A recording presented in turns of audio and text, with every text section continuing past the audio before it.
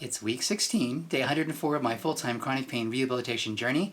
I'm Jason, and today I'm going to convince you to stop hiding. Sequestering yourself from the world is a losing strategy. First, though, a quick status update. I have nothing really new to report. I'm still kind of hurting and really tired and trying to regulate my sleep since going off my sleep medications. I've implemented my sleep plan 2.0, so I'm now tapering much more slowly than I did originally, and it seems to be working to some degree. I slept for 4.5 consecutive hours last night, which is much better than usual. It sounds awful still, but it's much better than what I was dealing with before. The tip for you today is to ease into protein powder. Too much of it will turn the contents of your stomach into cement, and that wreaks all kind of havoc on the way out. On to today's topic, stop hiding.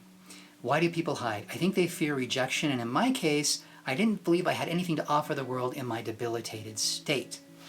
If you hide and isolate yourself from the world, you are in essence allowing them to reject you before they've had the chance. You're making the decision for them. Why not give them the chance to decide whether they accept or reject you? And I guarantee, statistically speaking, it is pretty much impossible that every person in the world is going to reject you if you come out of your shell. Somebody will accept you. Somebody will be your friend. And isn't it better to have one friend than none? I got into a state where I basically had no friends. I'd isolated myself. I hadn't fostered any of the relationships that I had, and they've all kind of dwindled and just faded. And now it's my job to sort of rehabilitate some of those. But as I've come out of my shell and shown myself to the world and naturally progressed through my journey, I've found people along the way that are new friends. And so now I am much more connected and part of a group than I ever was before. I have an example of how I came out of my shell. I wrote a blog post called Misfit Mormon.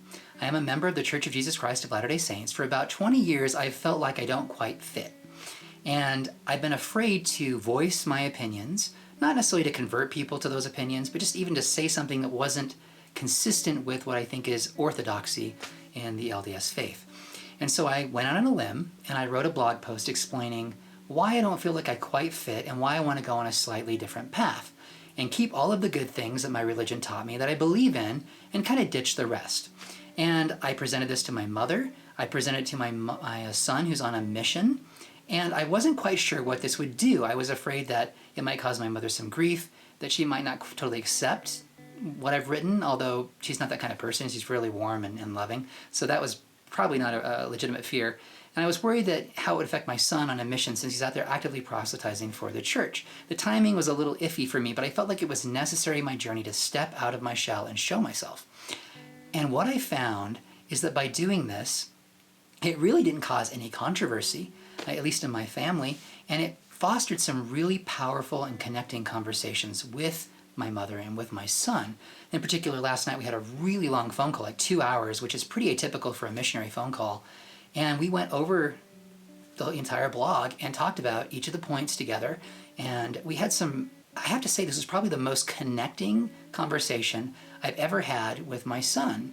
And my wife felt it too. It was very powerful. And if I hadn't stepped out and put myself in the light and allowed people to kind of see me for who I am, that conversation never would have happened. We wouldn't have bonded with him in that way. It's also allowed me to converse with my mother on a deeper level. And I just think there's really no downside to putting yourself out there. Yes, somebody may think, you're awful and hate your guts, but chances are most people are either going to ignore you, and there might be a few who pay attention, and some of them are going to like you and maybe even love you. Fighting for your life means finding the courage to stop hiding. You're not going to win your fight alone. You need others to help you. If you find my videos helpful, please pass them along and don't forget to subscribe. And until next time, keep fighting for your life.